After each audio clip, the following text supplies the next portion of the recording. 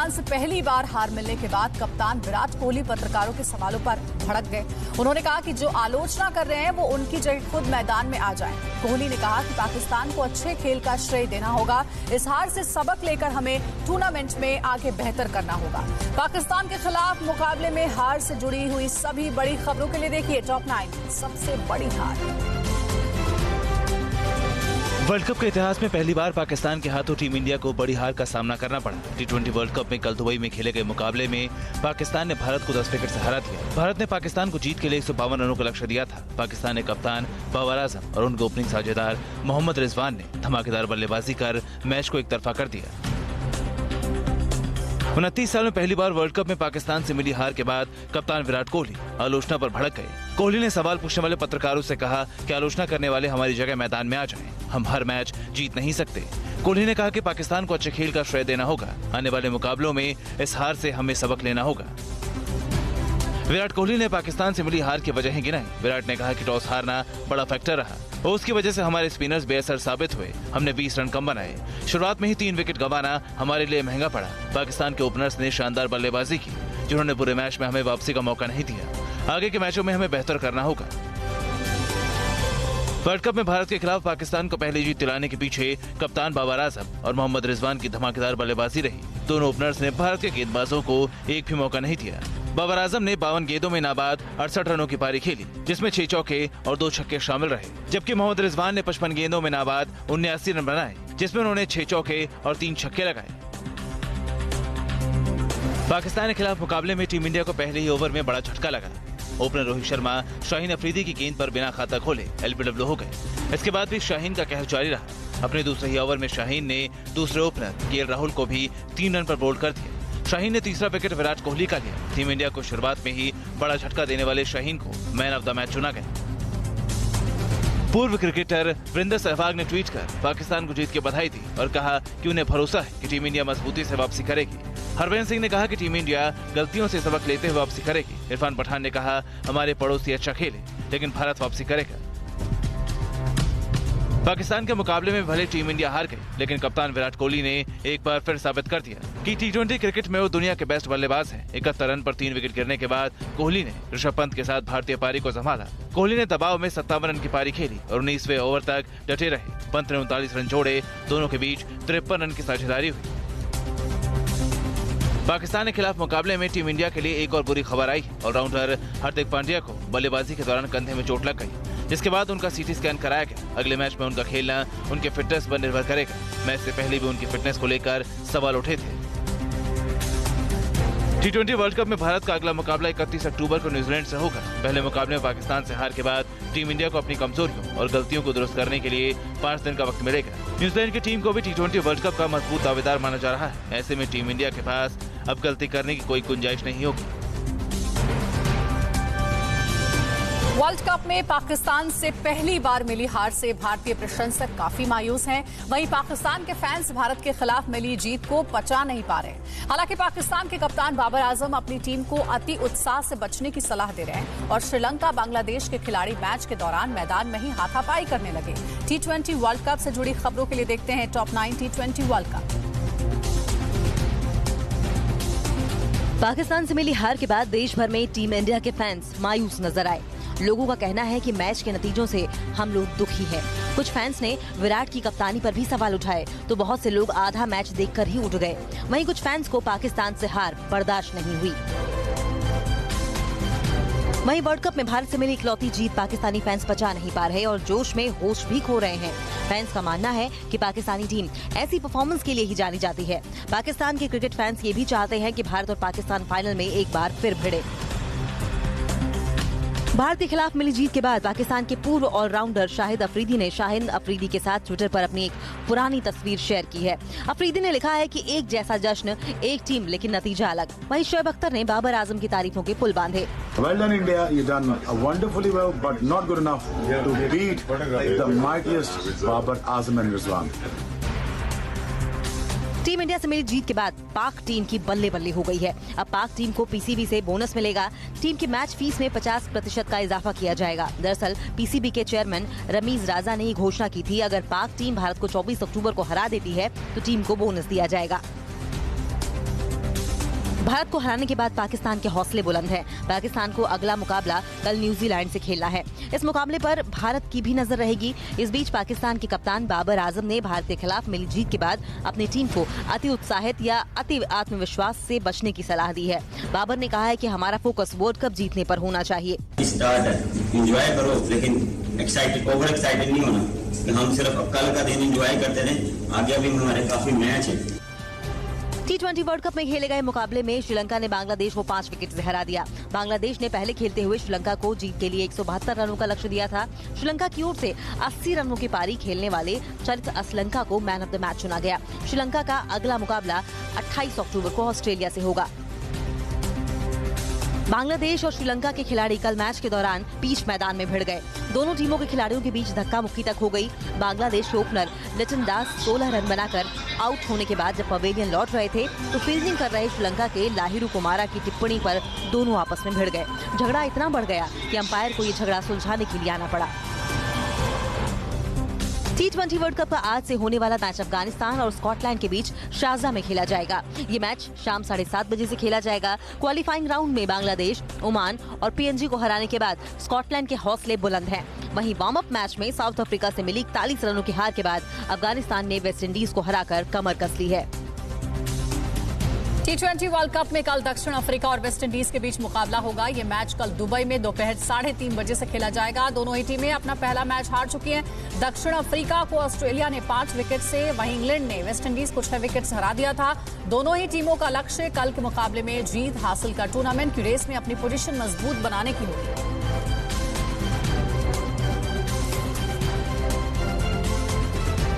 और अब बात मिशन कश्मीर की करेंगे। 3 दिनों के जम्मू कश्मीर दौरे के आखिरी दिन आज गृह मंत्री अमित शाह श्रीनगर में जनसभा को संबोधित करेंगे। अमित शाह आज श्रीनगर में कई कार्यक्रमों में भी शामिल होने वाले हैं। कल जम्मू में गृह मंत्री ने LOC के फॉरवर्ड पोस्ट का दौरा किया और पुंछ में घिरे आतंकियों की फायरिंग में कल जम्मू पुलिस के 2 और सेना का 1 जवान जख्मी हो गया। अमित शाह के जम्मू कश्मीर दौरे से जुड़ी सभी अहम खबरों के लिए देखिए टॉप 9 मिशन कश्मीर। जम्मू कश्मीर के 3 दिनों के दौरे के आखिरी दिन आज गृह मंत्री अमित शाह श्रीनगर में एक सभा को संबोधित करेंगे। बीजेपी के राष्ट्रीय कार्य समिति की सदस्य डॉक्टर दरख्शां अंद्राबी ने कहा है कि श्रीनगर की सभा से अमित शाह कई बड़ी सौगातों का ऐलान कर सकते हैं, जिसमें युवाओं के लिए नौकरियों की सौगात भी हो सकती है। इस जनसभा में बड़ी संख्या में लोगों के शामिल होने की उम्मीद है। गृह मंत्री अमित शाह के जम्मू कश्मीर दौरे के बीच कांग्रेस के वरिष्ठ नेता सैफुद्दीन शोज ने विवादित बयान दिया है। TV9 भारतवर्ष से बातचीत में शोज ने आतंकियों के खिलाफ कार्रवाई की जगह सरकार को उनसे बातचीत की सलाह दी। उन्होंने कहा कि जिनके हाथ में बंदूक है उनसे बात की जाए। शोज ने कहा कि आतंकी संगठन TRF से भी बात करने से ही समाधान का रास्ता निकलेगा। जम्मू कश्मीर दौरे के तीसरे और आखिरी दिन आज गृह मंत्री अमित शाह श्रीनगर से वीडियो कॉन्फ्रेंसिंग के जरिए हंदवाड़ा मेडिकल कॉलेज का उद्घाटन करेंगे। इसके अलावा वो सिविल सोसाइटी और कारोबारियों और राजनीतिक दलों के प्रतिनिधियों से भी मुलाकात करेंगे। शाह का BDC के प्रतिनिधियों के साथ भी मुलाकात का कार्यक्रम है। आज ही शाह दिल्ली लौट जाएंगे। गृह मंत्री अमित शाह आज श्रीनगर के पास गांदरबल के मशहूर खीर भवानी मंदिर जाएंगे। यहाँ वो खीर भवानी के दर्शन और पूजा करेंगे। इससे पहले कल जम्मू दौरे में अमित शाह ने गुरुद्वारा जिगियाना आश्रम में माथा टेक आशीर्वाद दिया। उनके साथ उपराज्यपाल मनोज सिन्हा भी मौजूद रहे। इस दौरान अमित शाह ने गुरुद्वारा प्रबंधन से जुड़े लोगों से बात भी की। जम्मू कश्मीर के 3 दिनों के दौरे के दूसरे दिन कल गृह मंत्री अमित शाह ने जम्मू में LOC के फॉरवर्ड पोस्ट का दौरा किया। पाकिस्तान से लगी भारत की सीमा के आखिरी पोस्ट मकवाल पहुंचने के बाद अमित शाह ने BSF के अधिकारियों और जवानों से बातचीत कर उनका हौसला बढ़ाया। गृह मंत्री के साथ जम्मू कश्मीर के उपराज्यपाल मनोज सिन्हा भी मौजूद थे। कल जम्मू से श्रीनगर रवाना होने से पहले गृह मंत्री अमित शाह LOC के फॉरवर्ड पोस्ट के आखिरी गांव मकवाल में आर्मी के बंकर में भी पहुंचे। मकवाल गांव में गृह मंत्री ने गांव वालों के साथ बैठकर चाय पी और उनका हाल चाल जाना। उन्होंने सरहद के पास रहने वाले एक शख्स से अपना नंबर भी शेयर किया। अमित शाह ने कहा कि उन्हें जब भी जरूरत हो उनसे संपर्क कर सकते हैं। कांग्रेस नेता गुलाम नबी आजाद ने एक बार फिर केंद्र सरकार से जम्मू कश्मीर को पूर्ण राज्य का दर्जा देने की मांग दोहराई है। अमित शाह के दौरे के बीच गुलाम नबी आजाद ने कहा कि अनुच्छेद 370 हटाए जाने के बाद उनके साथ राज्य की पूरी जनता खुद को ठगा हुआ सा महसूस कर रही है। पूर्ण राज्य के दर्जे को लेकर केंद्र सरकार पहले परिसीमन कराने की बात कह चुकी है। जम्मू कश्मीर के पूर्व मुख्यमंत्री और नेशनल कॉन्फ्रेंस के प्रमुख फारूक अब्दुल्ला ने फिर कश्मीर को लेकर पाकिस्तान राग अलापा है। उन्होंने कहा कि घाटी में शांति तभी हो पाएगी जब केंद्र सरकार फिर पाकिस्तान से बातचीत शुरू करेगी। उन्होंने अमित शाह के पूर्ण राज्य के दर्जे को लेकर पहले परिसीमन की बात को लोगों के साथ बेईमानी करार दिया। जम्मू के पुंछ के जंगलों में आतंकियों के खिलाफ पिछले 15 दिनों से चल रहे सुरक्षा बलों का एनकाउंटर अब अंतिम चरण में है। आतंकियों को पूरी तरह से घेर लिया गया है। जंगल में आतंकियों के हाइडआउट का पता लगाने के लिए जेल में बंद आतंकी जिया मुस्तफा को कल सुरक्षा बल के जवान मौके पर ले गए थे, लेकिन आतंकियों की फायरिंग में जिया की मौत हो गई। आगे बढ़ेंगे। चीन ने बनाया साजिश वाला नया कानून, अवैध कब्जे वाली जमीन पर बताया अधिकार। नेपाल की जमीन पर भी चीनी कब्जा हुआ अप्रूव। स्वदेशी विमान वाहक पोत का परीक्षण कहां हुआ शुरू, साजिश वाला विस्फोट कहां हुआ, पड़ोसी मुल्कों की साजिशों से जुड़ी सभी अहम खबरें देखिए टॉप 9 दुश्मन चीन पाक।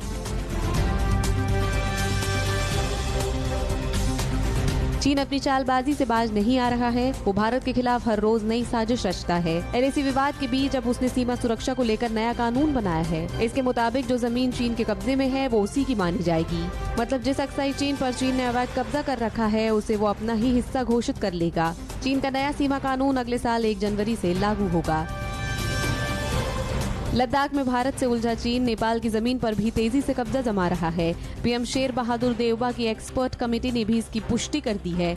नेपाल में बढ़ते विरोध के बाद देवबा ने ऑन फील्ड अध्ययन करने के लिए एक पैनल का गठन किया गया था। इसने पिछले हफ्ते नेपाली गृह मंत्री को अपनी रिपोर्ट सौंपी है। सीपीईसी के मुद्दे पर पाकिस्तान खुद अपने ही घर में घिरा हुआ है, लेकिन पीएम इमरान खान के सलाहकार अब इसकी बर्बादी का ठीकरा दूसरों पर मढ़ रहे हैं। सीपीईसी प्राधिकरण प्रमुख खालिद मंसूर ने कहा है कि अमेरिका भारत के साथ मिलकर चीन के इस प्रोजेक्ट को बर्बाद करना चाहता है।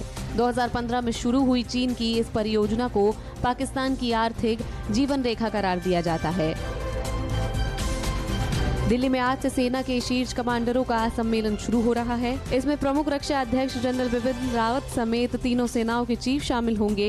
इस सम्मेलन में बॉर्डर की मौजूदा चुनौती के साथ अन्य मुद्दों पर भी गहन मंथन किया जाएगा। आर्मी कमांडर्स का सम्मेलन 28 अक्टूबर तक चलेगा। रक्षा मंत्री राजनाथ सिंह आज इस सम्मेलन को संबोधित करेंगे। इंडो पैसिफिक विवाद के बीच भारतीय नौसेना ने एक बार फिर दुनिया को अपना दम दिखाया है। देश के पहले स्वदेशी विमान वाहक पोत IAC विक्रांत ने दूसरे चरण का समुद्री परीक्षण शुरू कर दिया है। इसे अगले साल अगस्त में नौसेना में शामिल किया जाना है। ये भारत में बना अब तक का सबसे बड़ा करीब 40,000 टन वजनी युद्ध पोत है, जो अत्याधुनिक तकनीकों से लैस है।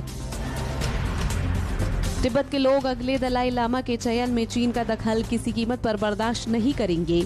ये बात दुनिया के दूसरे सबसे पुराने तवांग मठ के प्रमुख रिपोंचो ने कही है। उन्होंने अन्य देशों से भी तिब्बत की मदद के लिए आगे आने का आह्वान किया है। 350 साल पुराने मठ के प्रमुख ने भी ये कहा कि चीन की विस्तारवाद की नीति का मुकाबला करना आवश्यक है। चीन के नानजिंग में हुए ब्लास्ट में 2 लोगों की मौत हो गई और 9 अन्य घायल हो गए हैं। अग्निशमन विभाग के अनुसार पूर्वी चीन के जिग्यांसू प्रांत की राजधानी नानजिंग में एक यूनिवर्सिटी की लैबोरेटरी में रिसर्च के दौरान ये विस्फोट हुआ है। रिसर्च को लेकर चीन की गतिविधियां अक्सर सवालों के घेरे में रही हैं। दुनिया भर में कोरोना फैलाने वाला चीन अब खुद खतरे में है।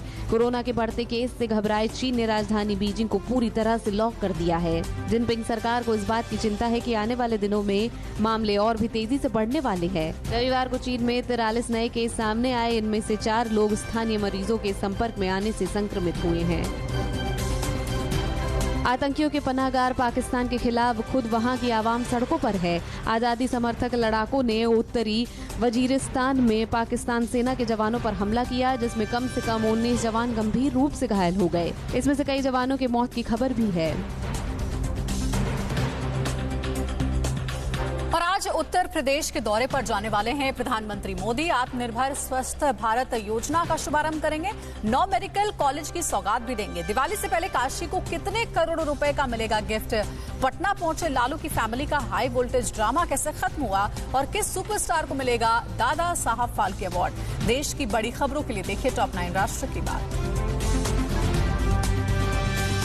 पीएम मोदी आज यूपी दौरे पर जाएंगे। पीएम पहले सिद्धार्थनगर और फिर अपने संसदीय क्षेत्र वाराणसी में विकास कार्यों का शिलान्यास और लोकार्पण करेंगे। पीएम सुबह 10:30 पर सिद्धार्थनगर पहुंचेंगे, जहां राज्य के 9 नए मेडिकल कॉलेज का उद्घाटन करेंगे। इसके बाद पीएम एक जनसभा को भी संबोधित करेंगे। पीएम मोदी दोपहर करीब 1 बजे वाराणसी पहुंचेंगे, जहां वो प्रधानमंत्री आत्मनिर्भर स्वास्थ्य भारत योजना का शुभारंभ करेंगे। इसकी घोषणा 2021-22 के केंद्रीय बजट में की गई थी। इस योजना के तहत देश भर में स्वास्थ्य सुविधाओं के इंफ्रास्ट्रक्चर को मजबूत बनाने का लक्ष्य है। 5 वर्षों तक चलने वाली इस योजना के लिए 64,180 करोड़ रुपए के बजट का प्रावधान है।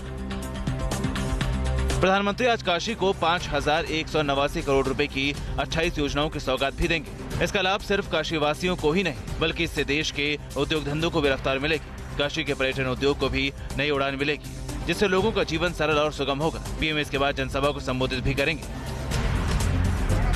आरजेडी सुप्रीमो लालू यादव के पटना पहुंचते ही हाई वोल्टेज फैमिली ड्रामा खुलकर सामने आ गए। एयरपोर्ट पर लालू को लेने तेज प्रताप और तेजस्वी तो साथ पहुंचे थे, लेकिन इसके बाद राबड़ी आवास में एंट्री नहीं मिलने से तेज प्रताप नाराज हो गए। वो अपने घर के बाहर धरने पर बैठ गए और जब लालू राबड़ी उन्हें मनाने आए तब धरना समाप्त किया। तेज प्रताप यादव ने लालू का पैर धोकर स्वागत किया। लालू यादव करीब 3 साल बाद पत्नी राबड़ी देवी और बेटी मीसा भारती के साथ पटना पहुंचे थे। राबड़ी आवास से अलग रह रहे तेज प्रताप यादव ने अपने स्तर से पिता के स्वागत की तैयारी की थी। लालू के आने के करीब 2 घंटे पहले उन्होंने ट्वीट कर पिता को शेर बताया था, लेकिन बाद में घटनाक्रम से वो नाराज हो गए और अपने भाई तेजस्वी यादव पर खुलकर हमला किया। कहा यही रवैया रहा तो अर्जुन गद्दी पर नहीं बैठ पाएंगे। बिहार उपचुनाव में एक बार फिर लालू नीतीश का मुकाबला देखने को मिलेगा। सीएम नीतीश कुमार आज और कल तारापुर और कुशेश्वर स्थान में चुनाव प्रचार करने वाले हैं। वहीं लालू यादव भी 26 और 27 अक्टूबर को दोनों विधानसभाओं के उपचुनाव के लिए प्रचार करेंगे। कांग्रेस की तरफ से कन्हैया, हार्दिक और जिग्नेश मेवाणी की टिकड़ी भी प्रचार कर रही है। आज दिल्ली में राष्ट्रीय फिल्म पुरस्कार वितरण समारोह का आयोजन किया गया है। उपराष्ट्रपति वेंकैया नायडू विजेताओं को पुरस्कार देंगे। साउथ के सुपरस्टार रजनीकांत को दादा साहेब फाल्के पुरस्कार दिया जाएगा। रजनीकांत ने पुरस्कार मिलने पर खुशी जाहिर की और ट्वीट कर फैंस का शुक्रिया अदा किया। आज से वॉरेन गोल्ड बॉन्ड स्कीम की 7वीं सीरीज की शुरुआत हो रही। ये स्कीम 29 अक्टूबर तक जारी रहेगी। इसके तहत आप सस्ती दरों पर सोना खरीद सकते हैं। रिजर्व बैंक की ओर से जारी सोवरेन गोल्ड बॉन्ड स्कीम में आपको टैक्स छूट और रिटर्न मिलता है। साथ ही ये पूरी तरह से सुरक्षित निवेश है। जीएसटी रिटर्न दाखिल करने का आज अंतिम दिन है। केंद्रीय अप्रत्यक्ष कर और सीमा शुल्क बोर्ड ने इस साल जुलाई से सितंबर तिमाही के जीएसटी रिटर्न के लिए आज तक फॉर्म ITC 04 जमा करने को कहा है। CBIC ने ट्वीट करके इस बात की जानकारी दी है। अपने जोनल डायरेक्टर पर लगे आरोपों की जांच करेगा एनसीबी। ड्रग्स केस में अनन्या पांडे से आज तीसरी बार होने वाली है पूछताछ। और क्यों हुआ प्रकाश झा की फिल्म आश्रम 3 की शूटिंग यूनिट पर हमला? सीएम केजरीवाल का अयोध्या प्लान क्या है? यूपी के किस शहर में जीका वायरस ने दी है दस्तक? राज्यों की सभी बड़ी खबरों के लिए देखते हैं टॉप 9 प्रदेश विशेष। आर्यन खान ड्रग्स केस की जांच कर रहे एनसीबी के जोनल डायरेक्टर समीर वानखेड़े पर लगे आरोपों की विभागीय जांच होगी। डीडीजी ज्ञानेश्वर सिंह इस मामले की जांच करेंगे। वहीं समीर वानखेड़े ने मुंबई के पुलिस कमिश्नर को चिट्ठी लिखकर झूठे केस में फंसाने की साजिश का आरोप लगाया है। उन्होंने कहा उनके खिलाफ कोई लीगल एक्शन नहीं लिया जाए। बॉलीवुड एक्ट्रेस अनन्या पांडे से एनसीबी आज तीसरी बार पूछताछ करेंगी। इससे पहले अनन्या से गुरुवार और शुक्रवार को पूछताछ हो चुकी है। आर्यन खान के साथ व्हाट्सएप चैट्स में कथित तौर पर ड्रग्स की बातचीत को लेकर अनन्या पांडे एनसीबी के रडार पर है। वहीं शाहरुख खान और उनकी पत्नी आर्यन से मिलने आज आर्थर रोड जेल पहुंच सकते हैं। प्रकाश झा की वेब सीरीज आश्रम 3 के शूटिंग क्रू पर बजरंग दल के कार्यकर्ताओं ने हमला कर दिया। लोगों ने प्रकाश झा पर काली स्याही फेंकी और वैनिटी वैन में भी तोड़फोड़ की। बजरंग दल के कार्यकर्ताओं ने फिल्म में हिंदू विरोधी छवि दिखाने का आरोप लगाया। फिल्म की शूटिंग भोपाल के पुरानी जेल में चल रही थी। घटना के दौरान वेब सीरीज के एक्टर बॉबी देओल भी मौजूद थे। दिल्ली के मुख्यमंत्री अरविंद केजरीवाल आज दोपहर बाद अयोध्या पहुंचेंगे और शाम को सरयू आरती में शामिल होंगे। सीएम केजरीवाल रात में अयोध्या में रुकेंगे और कल सुबह रामलला के दर्शन करेंगे। वो हनुमानगढ़ी भी पहुंचेंगे और दर्शन पूजन करेंगे। अयोध्या जाने से पहले केजरीवाल 7 साल पुराने मामले में सुल्तानपुर MP MLA कोर्ट में पेश होंगे। बॉर्डर सटे इलाकों में बीएसएफ के क्षेत्राधिकार को बढ़ाए जाने से नाराज पंजाब के मुख्यमंत्री चरण सिंह चन्नी ने आज दोपहर 12 बजे सर्वदलीय बैठक बुलाई है। इसमें कांग्रेस के अलावा आप और अकाली दल सहित राज्य के अन्य पार्टियों के सदस्य भी शामिल होंगे। बीजेपी इस बैठक में शामिल नहीं होगी। और फिलहाल न्यूज टॉप 9 में इतना ही। रुक रहे हैं एक छोटे से ब्रेक के लिए।